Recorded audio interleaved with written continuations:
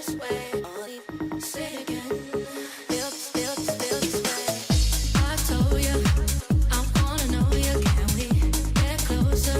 Wanna make you feel this way. Say it again. I wanna know you. Can we get closer? Wanna make you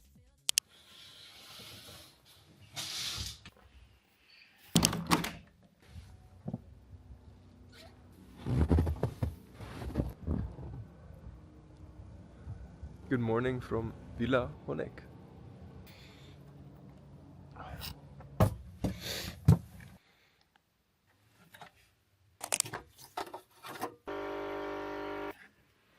Cheers, my baby. Cheers. I mean, what's going on here? Cheers. Even some sunlight hitting us. Now look at this view, guys. So this is the Villa Honegg outside of Lucerne. I could get used to starting my days like this. But yeah, good morning, my friends. Waking up here in this beautiful hotel because I am here for the 5-year anniversary of my friends from Zeam. Jo and Yael started the company 5 years ago. Over 5 years ago now, and they brought together clients and friends to have a very nice evening, and then late night spa and infinity pool. That was great, which is also why it got very late. I think I got about 5.5 hours of sleep in, and then I went straight to the laptop, made sure Slack and email are clean, catching up with my girlfriend while getting ready. She's still on the phone. We're just, hanging out a little bit. Very important when you're in a long distance relationship, and very cozy. Now I'm sipping on the first coffee. It's different when you're further up. Good morning. And I'm gonna get another hour of work in, quick breakfast, and then calls start for me. So I'll see when to commute, how to go about that, because we are on a hill, and I don't know if there's gonna be a shuttle or how I get into the city. But I gotta get to Zurich next, because tonight we have a dinner with a client of ours, and we're gonna talk about a new business and how we could partner on that, and also just check in on how things are going and the overall personal brand and marketing strategy. So that's gonna be good. And until then, I have an expectation meeting with a team member, a call with a client of ours talking about our tech infrastructure because he's a tech G, then a call with my CEO coach Frederick, and then a call with Daniel Dallon's brother. He saw a reel I did where I broke down Daniel's content strategy. He reached out and gave props, and then I said, why don't we hop on a call? Perhaps we can help each other, because I see him also doing content consulting or content services for people. So always happy to exchange with other people in the space, and of course from the outside he seems like a cool guy with good taste. So that's that. Let's get back to work. I know where you've been. You like to get messy when you out with your friends. Girl, don't call my phone. I know where you've been. You like to get Time for a little expectation meeting with a view. The expectation meetings are key. It's to check in with team members on how things are going, reflecting on the previous, depending on the cadence, 3 months to 2 weeks. Like sometimes I ramp up the amount of one-on-ones I do with people in times of change, in times of intensity, just to make sure I'm there for them, identify bottlenecks and help them solve them, and to be ahead of whatever developments are occurring. And the usual rhythm is to do them once every 3 months. So anyway, today we'll do a little one-on-one with Edda, who runs a lot of client projects and is taking on more responsibilities in terms of managing our team. So going from a project lead to a project manager, or from a senior content strategist to a team lead content strategist, if you will. So we're gonna check in on how things have been going and have some breakfast. Wow, okay, I mean, I'm out here flexing because there's sun out once. You out here just living everyday life. Talk soon. Bye-bye. Breakfast time.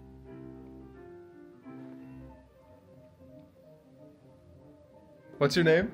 Roswitha. Roswitha, nice to Yeah. meet you, Roswitha. Nice to meet you. Thank you for the beautiful breakfast. Thank you, Roswitha. Have a nice day. You too. Appreciate it.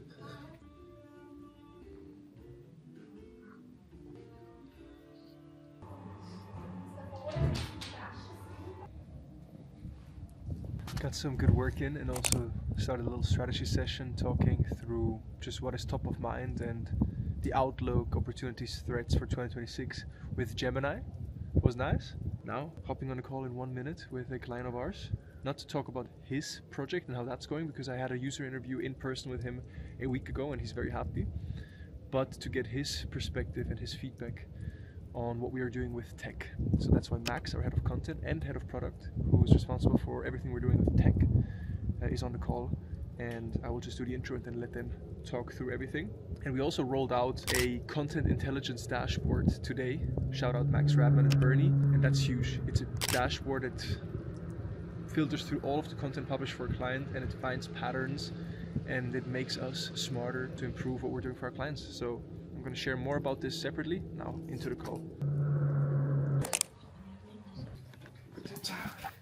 Hi my friends, we're wrapping up an iconic 5-year anniversary of this guy's company. There was a very special day, night, morning, Dude, experience. it was beautiful, man.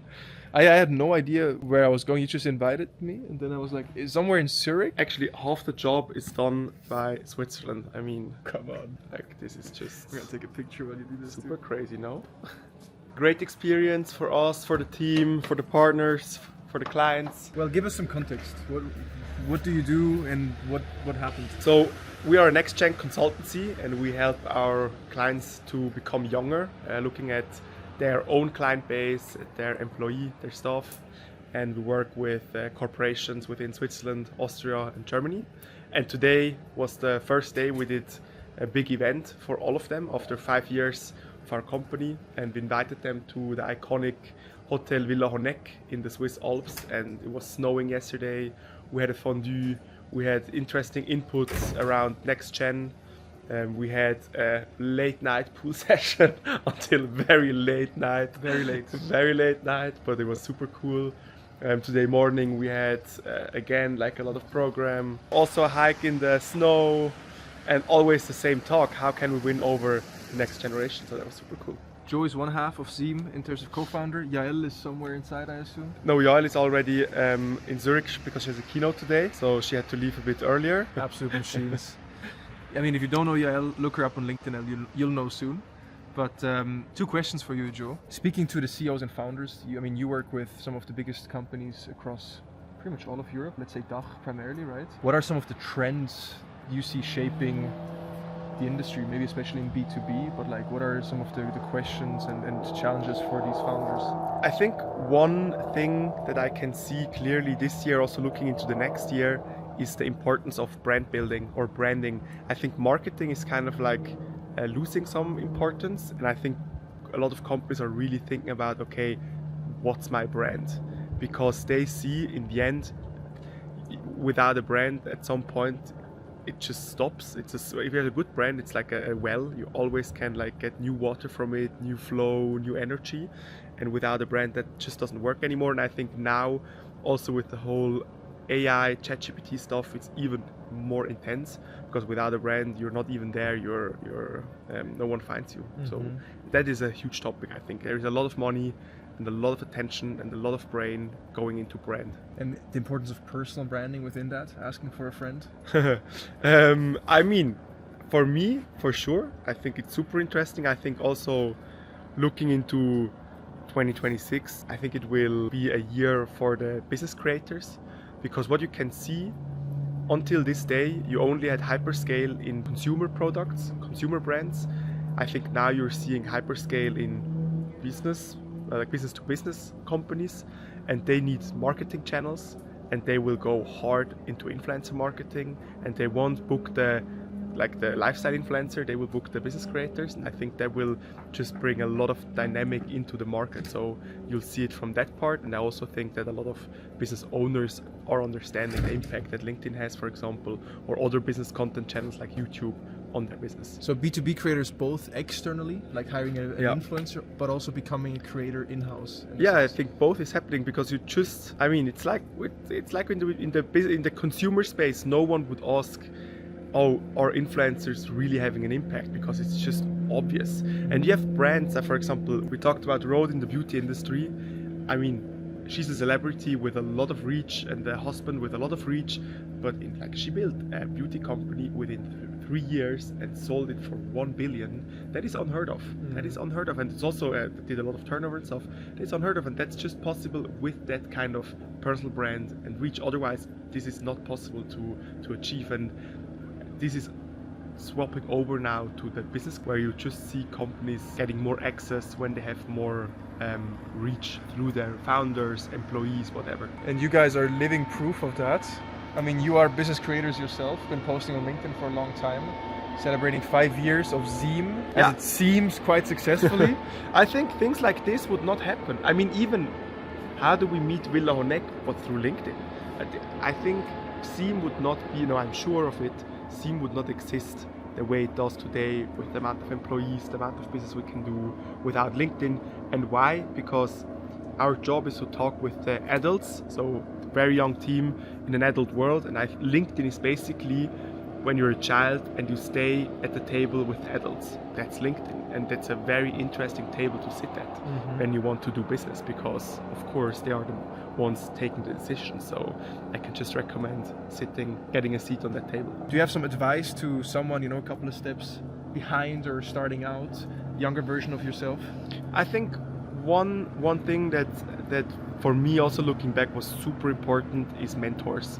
Mentors is really like when you make big jumps, big decisions. Also this event here, we did it because a mentor told us, hey, you're turning 5 years, you should celebrate it. Because it's a great thing to do with your clients, but also because when you look back when you're older, these are the moments you remember. And I think sometimes you need someone who gives you a retro perspective, because you never have the retro perspective when you're building. You don't. So I think this is several times through our journey we had inputs from mentors that really changed the game. So I would definitely give that advice to any young person who is building, but also who is building a career. It actually doesn't matter if it's a company or a career. You always profit from someone who is ahead of you. How to find a mentor? I just approach. Actually, I will call someone who I texted a few days ago who just changed jobs. He did 15 years in a super interesting position. I texted him, made it somehow relevant for him, and he was like, let's meet for coffee. And maybe he will turn into a mentor, maybe not. It is so much about like if you match on a personal level. I think that is not something technical. So you just need to meet interesting people and make yourself interesting to them, and then it will just happen. Nice that you were here, Marvin. Thanks for Enjoyed it a having me. lot.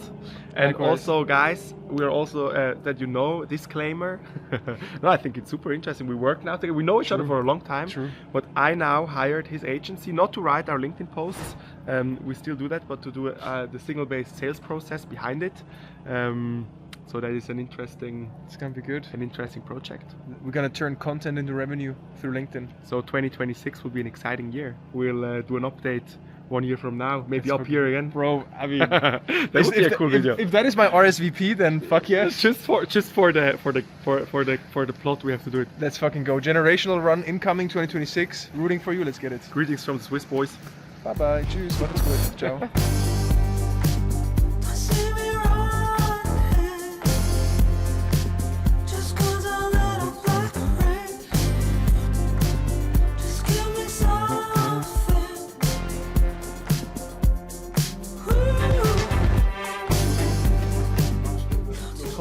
My friends, wrapped up another work sesh at the Zeam HQ here at Paradeplatz, and now off to the tram to meet up with Luca and Patrick for dinner, discuss strategy and next steps. We're gonna be plotting, it's gonna be good. One insight I got today from talking to my CEO coach, Frederick, was that, I've had this, or I'm thinking a lot about the separation of our done-for-you service and our done-with-you service, but then also how our tech platform will evolve and how it should, fuel both the done-for-you and the done-with-you services. And my mind kind of then wants to do the perfect solution all at once, and now we're developing an MVP, but this MVP should be used both by the done-for-you and by the done-with-you. And I think what he put into perspective is that focus on one thing at a time, and if you do the done with you, clearly separate it from the done for you if you work on that product, and then build the MVP just for that offer. Don't build it trying to make both the done for you and the done with you work, because even if you then need to build a new solution after you validated the MVP, if you decide to keep going with the done with you, well then you know what you need now, and you can build it. Even if you have to start from scratch again after you've built the MVP, you can iterate afterwards. Right now you don't need to like jump 3 steps ahead and already build the perfect platform that will power everything that you or Notus do, but rather solve the problem of the one customer we're trying to serve right now. Which is nothing new per se, but I think the validation of, you know, him saying, yo, I know it feels like you're doing double work, and I know it feels like, you know, you could be solving 2 problems at once, but it's not that simple. So game plan is we're gonna launch and roll out the Done With You offer for a test group of clients. We are building a tech MVP for that customer group, only focused on them. We're gonna validate, and then we're gonna decide how to move forward. I hope this made sense. I needed to catch my tram, so let's keep it moving.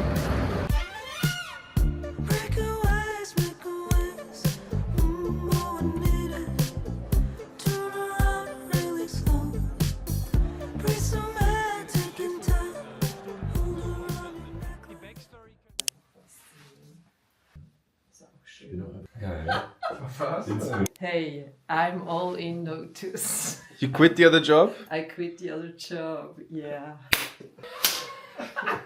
With great salary. Yes. You don't gotta tell me all that I know. We could do it loud or keep it on the low. You just gotta tell me where to jump and not go. You're what I'd assume is the deep of the ocean. Another deal closed. Amazing week in terms of sales, client success, and team building. I'd assume is an atom exploding, a building on fire. I know that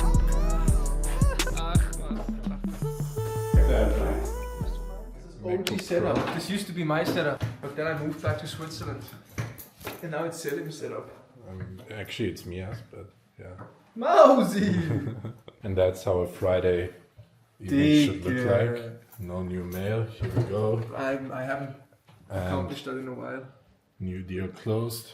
Yeah, that was my day. Thanks for all the new clients. Thanks for all the trust. But now I got my best friend, business partner, and love of my life back in my arms. I just talked to Matilda on the phone, and she said, yeah, like Zeam is like your second girlfriend. Like you, when you're not with me, then you share the bed with Zeam, you go to Bali with Zeim, you travel with Zeim, and you know what? I'm here for it. Yeah, me too.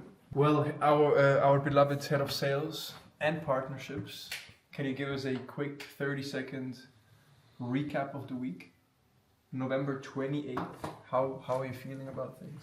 How am I feeling about things? I'm feeling great about our sales pipeline, and it's looking really good. I mean, when I left for, actually just taking a couple days off and moving into this apartment and some travels with Marvin's birthday, I honestly felt a little overwhelmed, and I felt just like my brain wasn't functioning anymore. I couldn't formulate a straight sentence, so I felt like, okay, it's overdue. I need a couple of days off. So I took like 3, 4, 5 days off, and it worked wonders. I feel fresher than ever mentally, at least, and also visually quite lean right now. So also confident on that front. Pipeline wise, my calendar was super packed this week. Next 2 weeks are also already booked out with the slots that are available. So that's my number one priority right now, to align the next partnerships for Q1. Right now, the first 2-3 weeks of January are already booked out with new kickoffs. And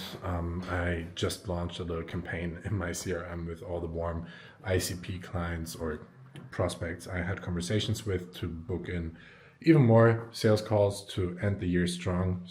So many exciting things ahead, and I couldn't be more happy right now. Ja, kan gå laufen! Kan gå laufen! Kom hier.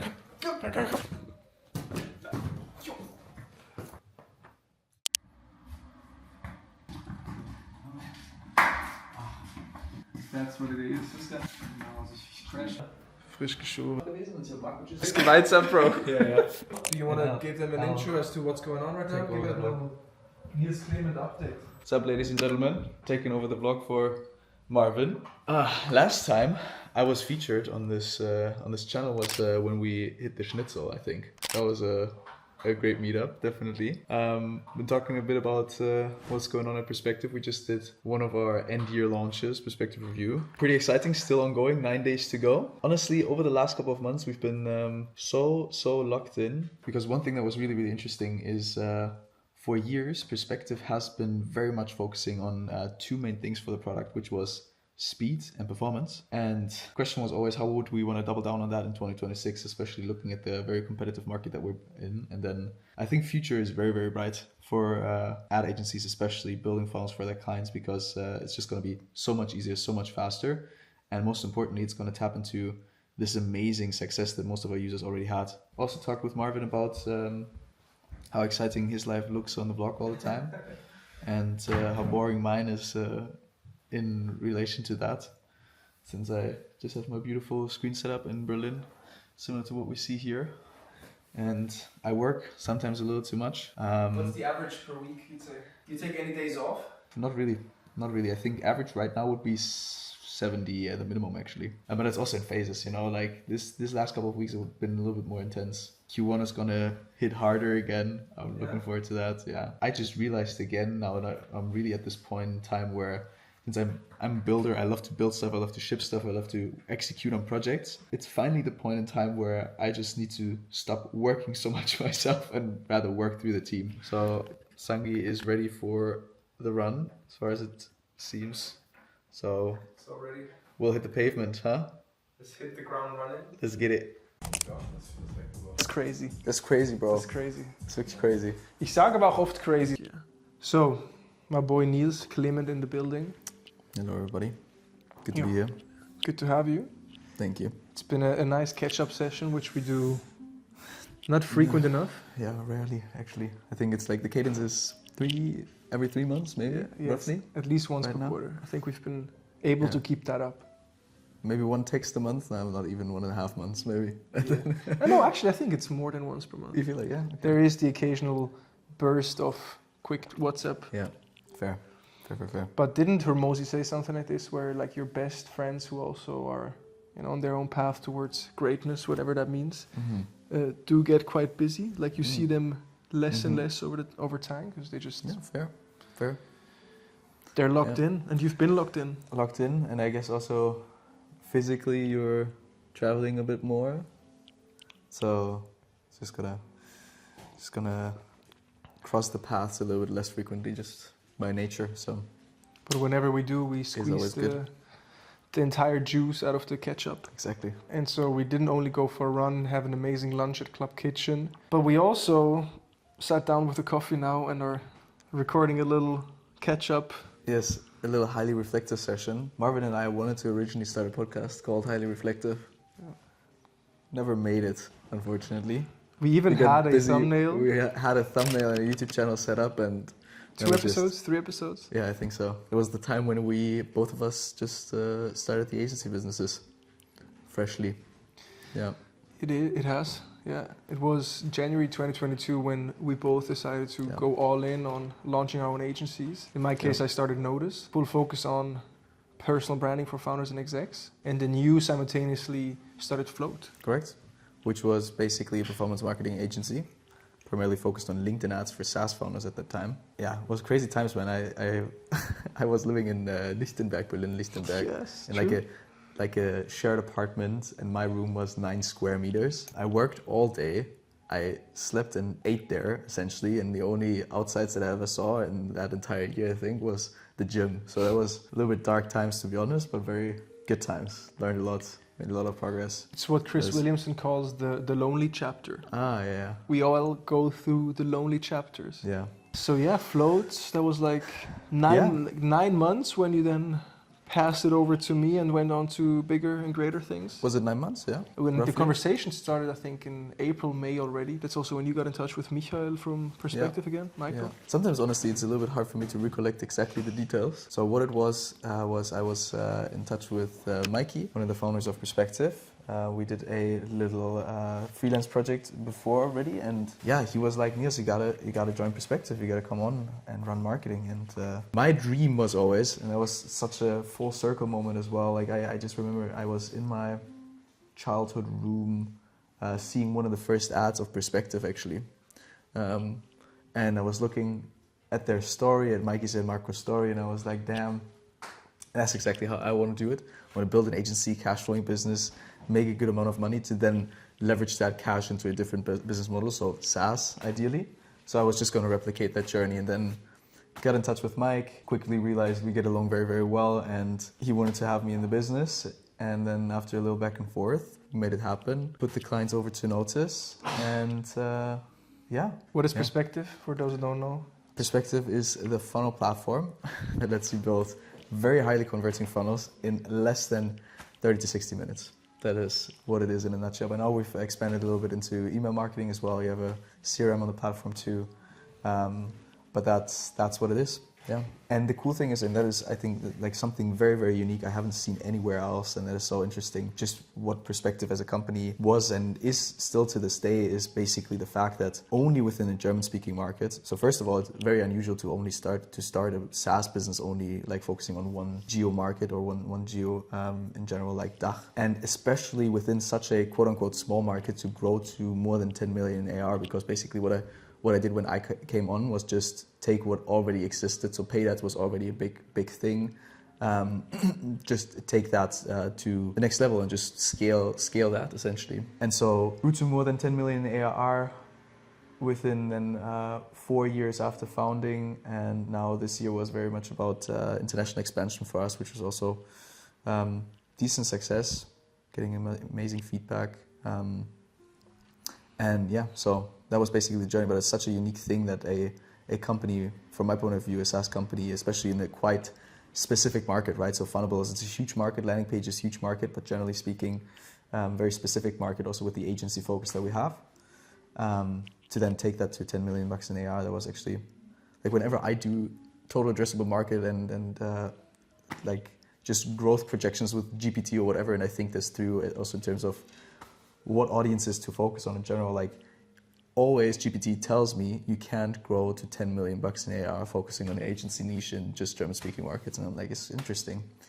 Yeah, it shouldn't have been possible, but it was possible. So yeah, let's see how far we can take it in the big leagues in the US, baby. So talk to your narrow focus, because Perspective, a mobile funnel builder, ClickFunnels competitor. Yes.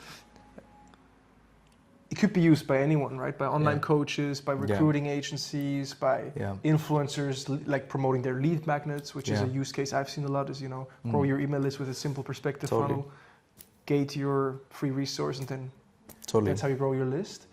But you've been very focused on just one ICP. Yeah. Why, and which one, of course, as well? Yeah. So for us, the core ICP is lead gen ad agencies. So specifically ad agencies that offer ads as a service to clients, specifically with a focus on leads. So B2B? B2B, yeah, it can also be B2C actually, but I think the key part is, explain it to me like a 5-year-old would be, it's offers that are sold via sales calls. That can be B2C, B2B, can be $2,000, can be $50,000. But it's, you want to have leads to get on a call them up or discuss with them and then close them. So that is usually the process and the most successful customer that we have. And reason being is, there's this very legendary learning video that Steve Jobs made when he was at Next. So his company that he founded after Apple kicked him out. And he was basically explaining like the market dynamics of, I think, like the workstations and like the other type of computer, which was more for scientific use. And then he was explaining the concept of a beachhead, which is technically, if you think about it, right, it's like this lower part of the beach that you can attack with your boats or like get to with your boats to then grow from there or take over the land from there. So that would be the analogy. But what does it mean? It just means that you need a very, very small piece to focus on. First capture that, and you can then grow from there. Because otherwise, if you're going broad and if you're going after like the mass market of what the market might be in general or in total, especially if you're competing with bigger companies, you won't have the chance to stand out. I think especially in these red ocean markets, that is very, very important to start small, maximum penetration there. Also, then of course, because of this, grow as a business, have more resources to go in a broader market. Another one I do have to ask also from my own curiosity, how much you use AI in your own workflow, independent of Perspective features, but like you, Niels Klement, as the CMO of Perspective, how do you use it? Has your workflow changed a lot? So I do all writing with Claude by now. We have a very, very well-trained Claude project on all the best performing ads and like biggest VSLs and stuff like that. And It works well. it works super well. Like I get nothing that is like publishable immediately, but I put an idea in there, I get a first very good draft, or I put a script that I've written in there if I had like a very strong idea or like very specific period of inspiration, and I ask it to create 10 different hooks or 5 different hooks. Like that is working super well, and that's sped me up a lot. That is a huge thing, of course, in marketing. There's lots of written words, so that is a big one. I love Nano Banana Pro, dude. Yeah? There's this. Have you seen this glassy object one? Perhaps. Maybe also on You IG. need to find it. This motion essentially. This is the glassy object, by the way. Yeah, this is the glassy object. Are you showing my face? Or yeah. And it's like just that a marketing team, you know, nowadays can go ahead and pull very high quality, beautiful, cool, stylish 3D renders of their own brands and make that happen in essentially an hour. That also enabled us a lot as a team. Yeah. But that is, for example, also like I think just staggering if you compare that to just a couple of years ago. Like to get even what we had here, and this is not something super fancy. Like we could have invested so much more time to make it 10x better. But it's like there's this kid in Berlin, in his 20s, on a Friday night, playing around with you know, a couple of AI tools and produces a 3D animation, a 3D render that would have cost thousands back then and weeks to do. And that is just an amazing thing to make happen.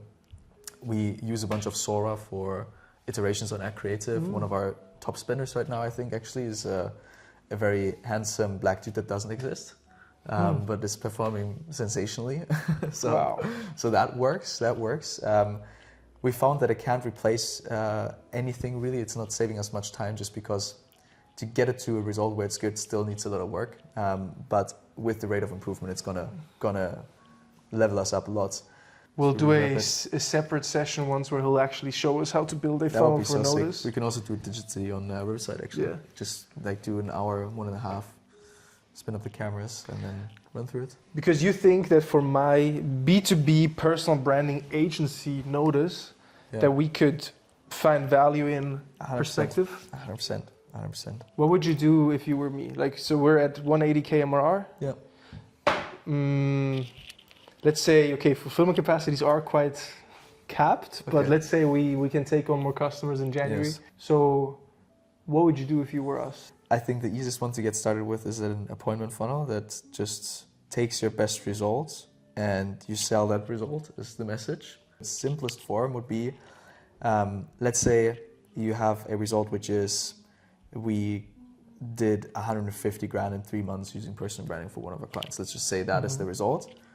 And then, Or even for myself. or for yourself, or whatever it is. Like you just take one of your great results, you use that as the main messaging because it's what people care about. So we take that, make that the main headline of the funnel, and we run them through a bunch of questions to pre-qualify them. So And quiz funnel. quiz funnel. At the end of it, there's different variants to run this, but I'm just keeping it very straightforward and simple. You just have the calendar booking, and you just optimize down the cost per booking, and then you measure the funnel, how many show up, how many do we close. You see customer acquisition cost, and you see if you can scale or if you need to optimize somewhere in the funnel.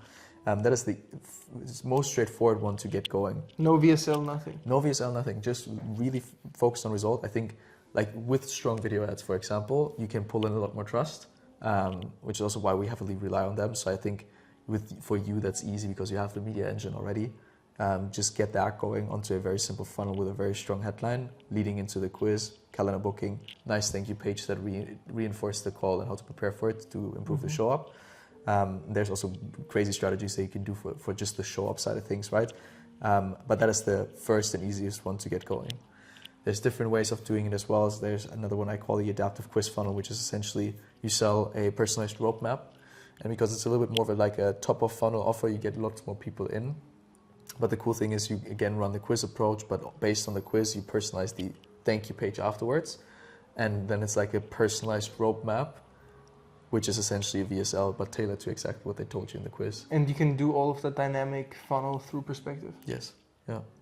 And the cool thing is that really like we have all these working funnels and templates. So what we would want to do is we spin up the template, we give the AI your ICP, would give them your URL, it would already pull some of the social proof, like do the rough structure and all of that within the funnel.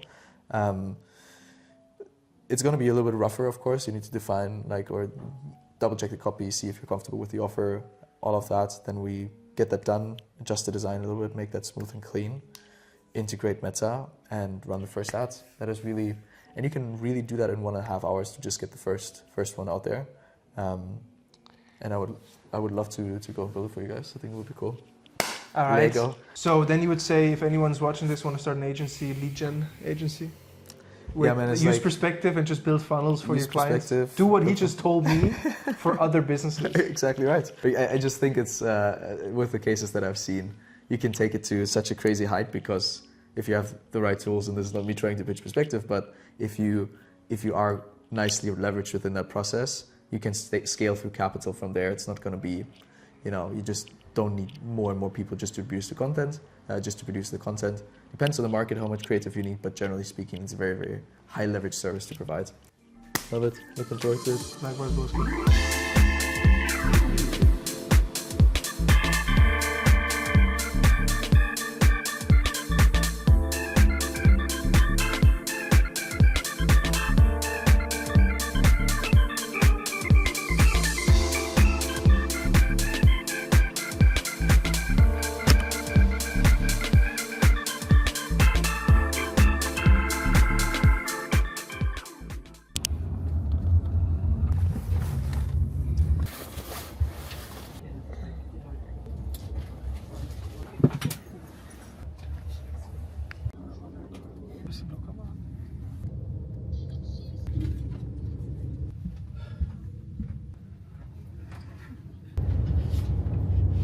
Hello, my friends. Checking in from the SBB on our way to Aarau. We are approaching the end of our 10-hour train journey from Berlin back to Switzerland. It was quite productive for me. Started the week as I always do with going over all of our important company metrics. And then from there I got into deep work, and one of the things that stood out today was working on dynamic documentation for using AI. So Max Radman did a very nice breakdown on how he uses dynamic documentation to manage the tech department. He developed a system prompt to engineer a Claude project in a way that allows him to manage his tech department. And then he has different Google Docs that serve as dynamic context that he connects to the individual Claude project. To give you a more tangible example of how to set this up and how to use it, I immediately set up the marketing department Claude project inspired by Max's briefing.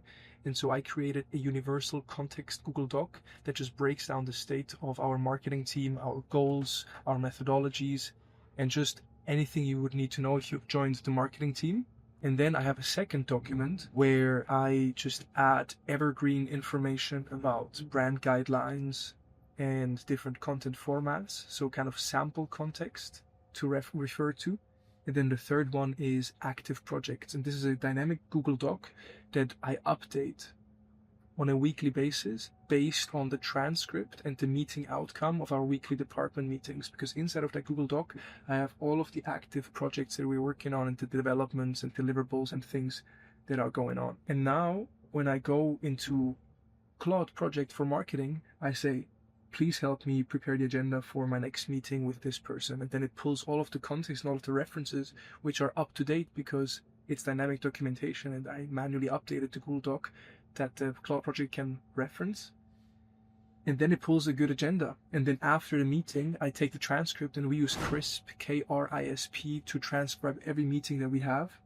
I take the transcript of the meeting, I add it to the project, and then it gives me an updated Google Doc for the active projects. And then I just copy paste the new doc from Claude, update the Google Doc that is connected to Claude, and now the dynamic context is up to date. So that was a great takeaway, and something for you to also learn is it's not just about prompt engineering, it's also about the context that you feed into the LLM. And that was quite insightful today. And then last but not least, now we are arriving soon and we actually have very little time to spare, because we're heading to the book launch of Avenir Suisse, which is Switzerland's largest think tank. And they're at the intersection of politics and economy and are here to make sure Switzerland remains a hub for innovation and progress, and they wrote a book called The Anti-Fragile Switzerland, inspired by Nassim Taleb's book Anti-Fragile. And we are invited to the launch, which starts in an hour and 15. So we're gonna drop our luggage because my father is here to pick it up waiting for us in Aarau. Change gear, change clothes here in the train because we can't pull up with long sleeves, tight long sleeves and sweatpants. So have a more B2B friendly outfit.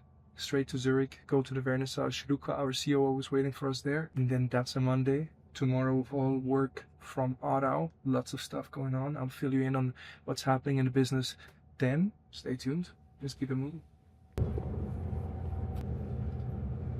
Are you ready for the event? Yeah, I mean, the event, that's fun and easy. I have another exciting client kickoff that I have to squeeze into another event, and I have to sneak and find a place where I can actually attend the call. But yeah.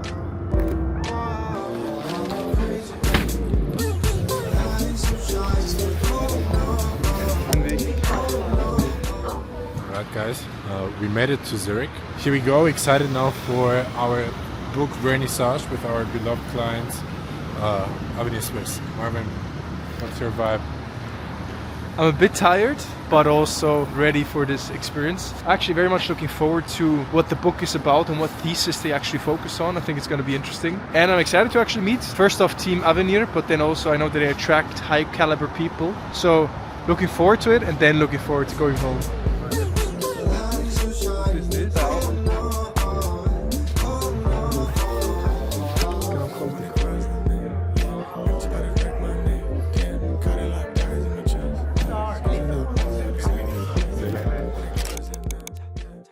Michele, wer bist du?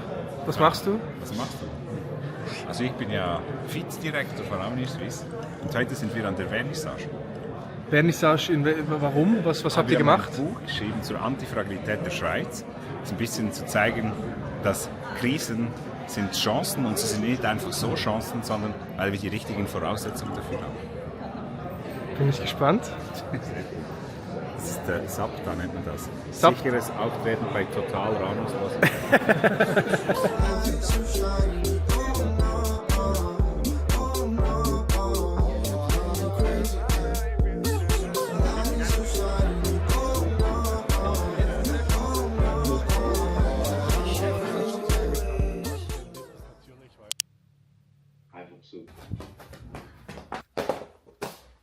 So. Wow. How freaking beautiful.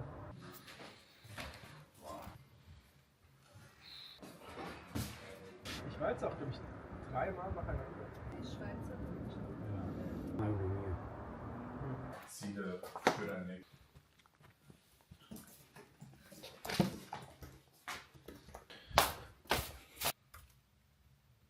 Happy Tuesday, my friends. Checking in from Aarau, Switzerland. And I woke up hella late today. I've been fighting a little cold over the weekend. And then yesterday I went to bed at like 10:30 or 11. Didn't set an alarm. I was like, my body needs rest, whatever it'll be. And then my mother knocks my door and she's like, are you sick? Are you okay? Don't you want to get up? And I'm like, I mean, what time is it? And she's like, yeah, it's 9:40. So I slept like 10 plus hours. Knocked the hell out, and I could have kept going. I was in the middle of dreaming when I got woken up, so I needed it. I need more over the next few days so that I'm fresh and ready for the weekend in Andermatt, but also the client shoot tomorrow in Basel. So all that to say, I'm going to give you a little business update and a very fun new YouTube video I just scheduled, not for myself, but for another very special person. But before I do that, let's get another cup of coffee. Right, my boy? Yeah.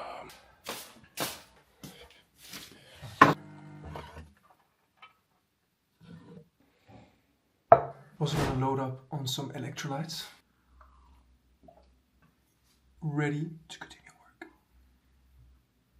work. So my friends, just scheduled the second vlog for Hubert's YouTube channel. Day in the life of a 1.5 billion euro construction CEO. Vlog 002. And I'm excited for it. As you might know, the first video blew up like nobody expected. This is the video. Let's go to start here. POV around a 1.5 billion construction company. It's at 7.4 thousand likes, 265,000 views. He crossed 7.5k subs. It was also very valuable for me since it gave my channel more exposure because this was a collab between him and I. And that of course created more pressure, more expectations around whatever comes thereafter because nobody had foreseen such a powerful distribution channel, such reach and such waves that it made in the industry. And you know, running a €1 billion construction group with different stakeholders and business partners and team members and all of these different dynamics, it's not easy. And to then go out and publish a long form piece of content that gets such exposure because, you know, 260,000 views on YouTube, that's like at least 3 million on LinkedIn. And so the media value is immense and it reached a lot of people in the industry and also outside. And so we wanted to make sure that we don't rush things, rather take it slow and fast, because it's not like Hubert has this hidden agenda or big launch that he's trying to build up towards. He's on a mission to reshape an industry, to unbecome who he is and pave the way into whatever the future has in store and to help us navigate a lot of the big problems. And, you know, construction is a very important industry, one that also creates a lot of CO2 and is important for a sustainable future, but also in terms of how we will collaborate and how we will live, right? So it touches many areas of life and society and economy. All that to say, we now have the second vlog ready, which is another full day in his life, because why change a winning formula? We published one vlog, people loved it, so let's give them more of what they loved and see if we can continue and keep up the momentum. Because it was interesting to talk to Hubert. You know, this second vlog we shot about a month ago in Bregenz, and then we did another production shoot that I also filmed with this vlog, with my vlog, in Vienna, and that's going to be vlog number 3. And then we also have a Q&A, so we have about at least 3 or 4 videos ready for his main channel, and we aim to publish about 1 vlog per month, but we're not going to rush it. It was interesting to talk to Hubert on Sunday, because now, you know, vlog 2, I've QA'd many times, we gave it the final touches, it's ready to go live. And then Hubert just wasn't sure, and he asked on Sunday, why should I publish this? Like, who cares about this? Why should people be interested in this? And that's very normal. I had this feeling so many times when I started publishing content on YouTube, but also on Instagram recently. I was like, let's just stop this. I don't want to come across as like this wannabe guru who has it all figured out in front of my friends. It's not who I am. And even though all I do is within the attention economy, I consider myself a fairly humble being and I enjoy the recognition. So I'm aware of the status game, and I'm aware of how I enjoy the social rewards, the dopamine of getting reach. But I'm doing this because I'm in it for the long run, and because documenting my journey and zooming out and reflecting on my life experiences and finding a way to synthesize what I experience and share with others, that practice, even before publishing any content online, has given me so much value, so much to hold on to and give me an anchor as I navigate life and uncertainty, that I was able to stick to it no matter how many views I was getting or how much money I was making. But I want to inspire, I want to keep on documenting. And the reason I went on this tangent about myself is just because I could relate to Hubert's doubts going into YouTube now. And so when it comes to, you know, working with clients and you know, partners, it's very subjective and mood-based. And sometimes, you know, your wife tells you, oh, why would you